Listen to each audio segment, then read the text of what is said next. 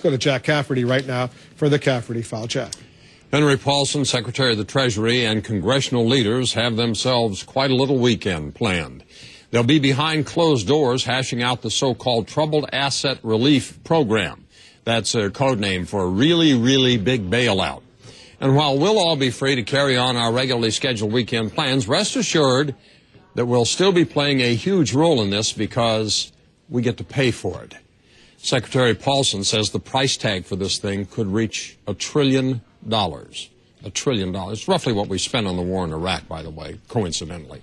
But Paulson's convinced that this bold approach will cost American families far less than the alternative, which is a continuing series of smaller financial institution failures, frozen credit markets unable to fund economic expansion, and bailouts as needed as we go along.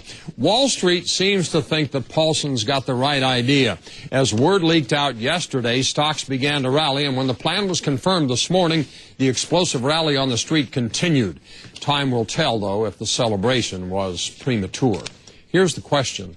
Are these federal bailouts of troubled financial institutions a good idea? You can go to CNN.com/Cafferty File and post a comment on my blog. Wolf? I'm going to be interested to hear what our viewers Jack. He's got the Cafferty File. Jack. Question this hour is, are federal bailouts of troubled financial institutions a good idea? Ben writes, bailouts are not a good idea, but if the damage that results from not bailing out certain institutions is truly going to be so much worse, then it becomes the lesser of two evils, and I guess we just have to swallow hard and do it. Jane disagrees. Federal bailouts are great for the million and billionaires who don't want to lose their shirts. For the rest of us who will be paying this bill for the rest of our lives, no. Won't somebody help the middle class? Where is the outrage? Jeff writes from New York, for at least 100 years, we've been told regulations are bad for business. Yet every time we deregulate, the rich fire both barrels and everybody else takes the bullet. So what's really bad for business? Mike writes, it's a horrible idea unless you're the ones running the financial institutions that are being bailed out.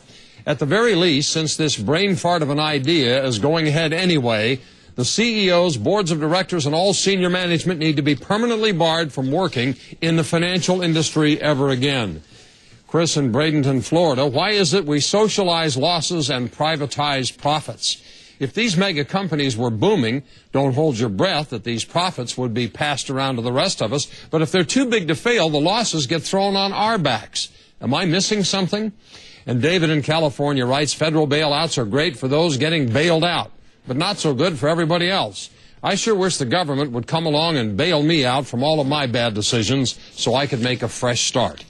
If you didn't see your email here, you can go to my blog at CNN.com/Cafferty File and look for yours there among hundreds of others. Wolf? But the picture they laid out for these congressmen, Henry Paulson, Ben Bernanke, was of such dire consequences, almost like a depression if they didn't do something. Well, you know, this thing has been coming down the tracks at us for a couple of years. My guess is that it didn't get the attention it deserved until it became probably a lot worse than we'll ever know. Good point, Jack. Have a good weekend. We'll see you back here on Monday.